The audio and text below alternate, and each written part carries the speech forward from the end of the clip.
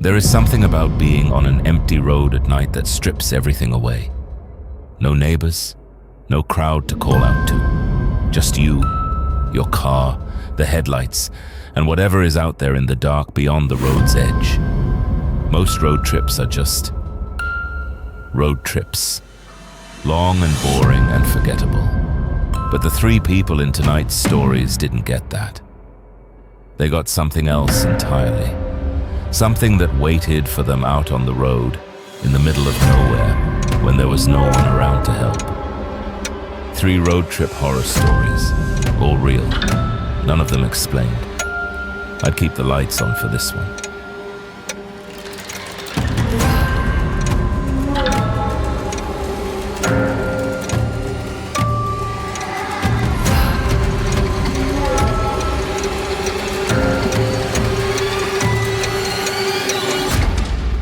My wife and I drove from Nashville to Knoxville last spring to visit her parents.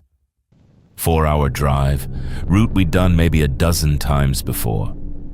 Nothing about it was unusual until around the 2-hour mark, when we were on a long stretch of Interstate 40 with almost no other traffic. I noticed a car behind us, black sedan, couldn't tell the make. It was sitting about 3 car lengths back, which is a normal following distance. I noticed it because it had been there a while. Most cars on the highway either pass you or fall behind eventually.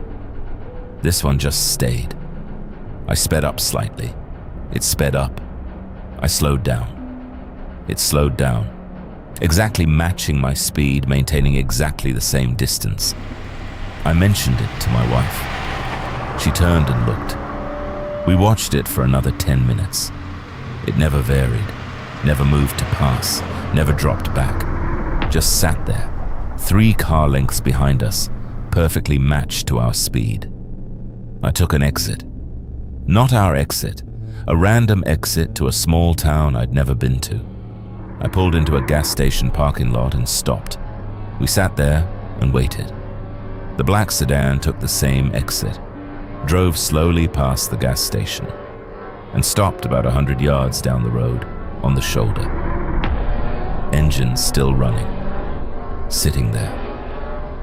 I called 911, explained the situation. The dispatcher said she'd send a patrol car.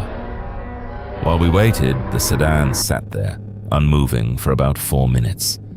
Then, without any signal, it pulled back onto the road and drove away. The patrol car arrived, took our description of the vehicle, black sedan, partial plate, and said they'd look into it. We never heard anything back.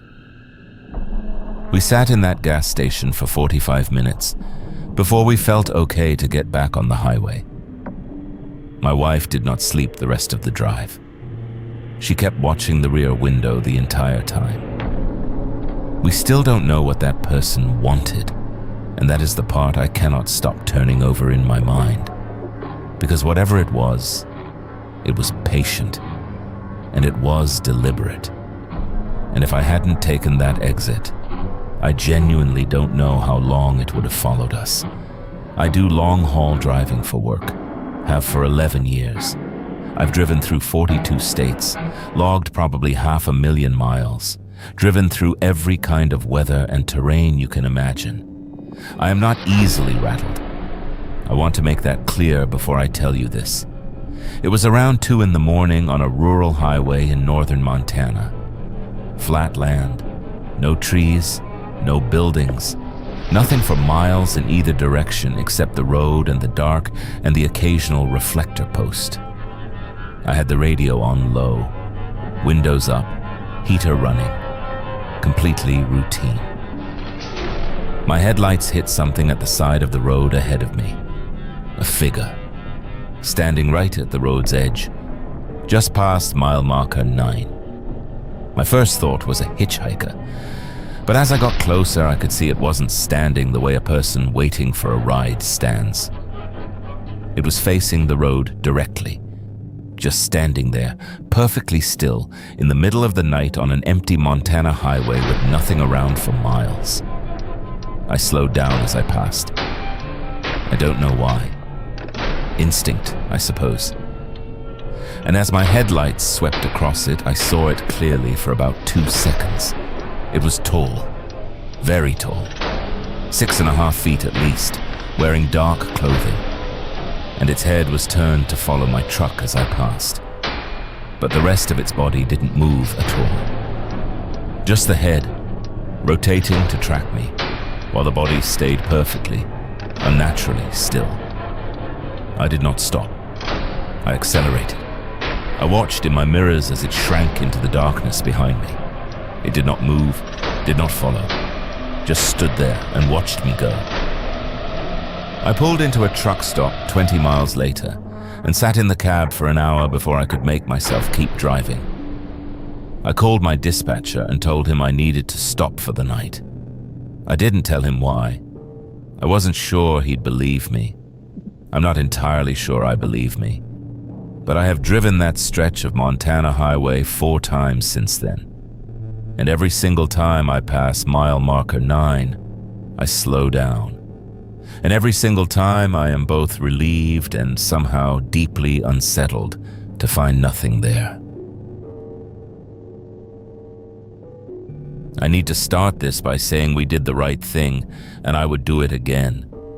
But I also need to say that whatever happened that night, I do not have an explanation for it. And I've stopped trying to find one.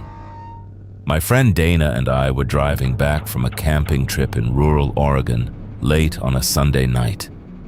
2-lane road, heavily wooded on both sides, no streetlights.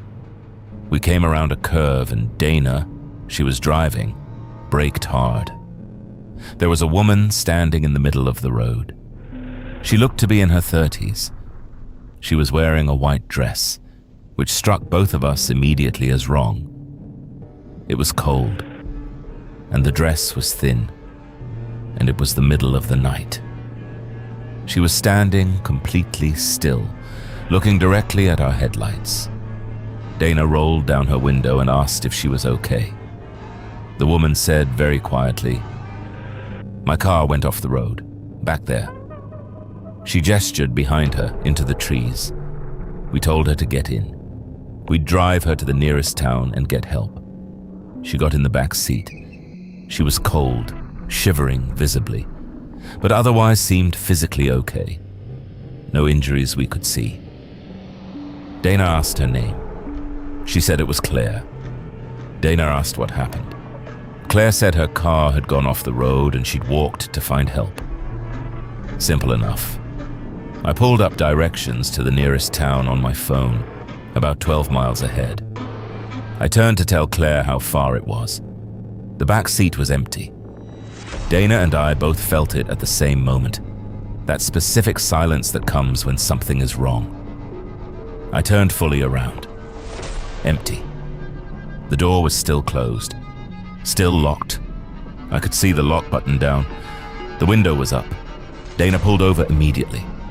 We got out and checked the car. Empty. We checked the road in both directions. Empty. We shone our phones into the trees on both sides. Nothing. Claire was gone. From a locked, moving car.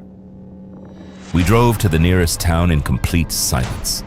We didn't talk about it for 3 days. When we finally did, we both remembered every detail exactly the same way, which somehow made it worse. I've looked up accident records for that road, going back 20 years.